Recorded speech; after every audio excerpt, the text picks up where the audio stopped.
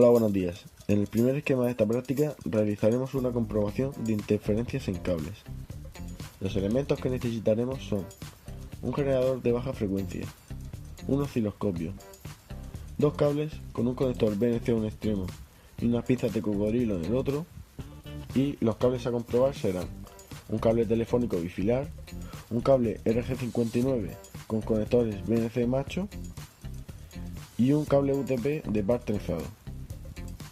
Para esta práctica de interferencias en cables utilizaremos un generador de señal Hammer, un coaxial con BNC en ambos extremos, un cable de alimentación para meter las interferencias, un cable FTP y un cable bifilar. Comenzaremos con el cable bifilar. Este cable de 2 hilos de cobre irá conectado a unas pinzas de cocodrilo de un coaxial, cuyo otro extremo irá al osciloscopio con un BNC. Encenderemos el generador de señal, que también lleva un BNC con unas pinzas de cocodrilo, y seleccionaremos una frecuencia senoidal aproximada a 1 GHz. Conectamos las pinzas a uno de los pares del STP y disponemos el cable con señal de forma perpendicular y apreciamos las interferencias.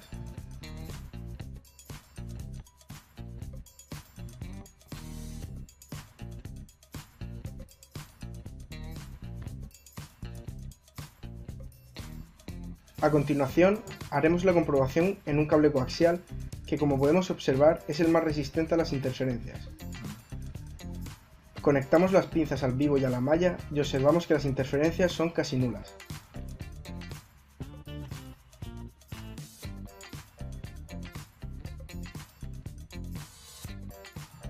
Por último, procedemos con el cable bifilar, conectando cada una de las pinzas a cada uno de los pares como vemos. Como vemos, este cable es el más susceptible a interferencias y el menos protegido a ellas. En el siguiente apartado veremos las pérdidas a través de una bobina. Los elementos a utilizar serán un generador de vídeo Promax GV698, un cable con un conector BNC y un conector F al otro extremo, una bobina de cable coaxial, otro cable FF y un medidor de campo Televes H45.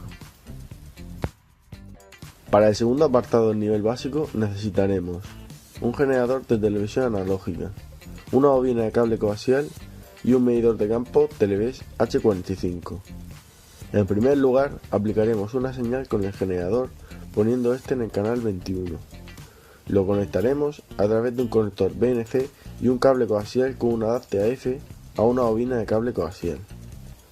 Esta llevará consigo una transición FF que irá conectada al medidor de campo. Una vez hecho esto, podemos comprobar tanto el nivel como todos sus valores, los cuales expondremos al final del vídeo. Seguidamente, retiraremos la transición de Fs y la bobina de cable coaxial, quedándonos de la siguiente manera, con el generador conectado al medidor de campo a través de un cable coaxial. Y finalmente comprobaremos también los valores de este.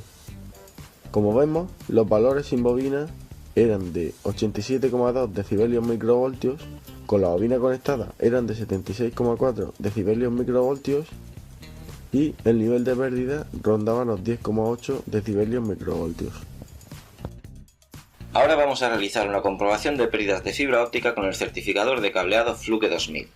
Encendemos el dispositivo y colocamos el emisor y el receptor de luz en segunda ventana, a 1300 nanómetros.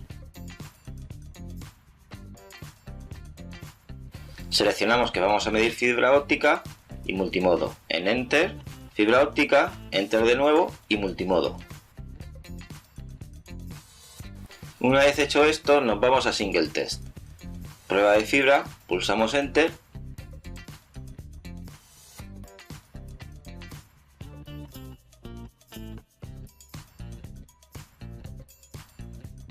Y ahora fijamos referencia, pulsamos Sí y vemos que se nos pone a 0.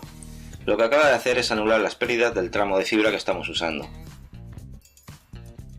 Bien, ahora fijaremos el límite que deseemos o el que nos permita la normativa, dependiendo del tipo de fibra y la ventana que estemos utilizando en la instalación. y de esta manera el dispositivo nos dirá si pasa o no pasa ese límite.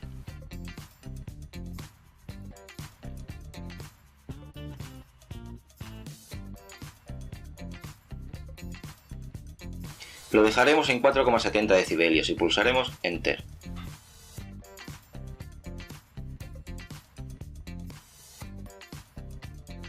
Tenemos las pérdidas y el límite de decibelios y la potencia.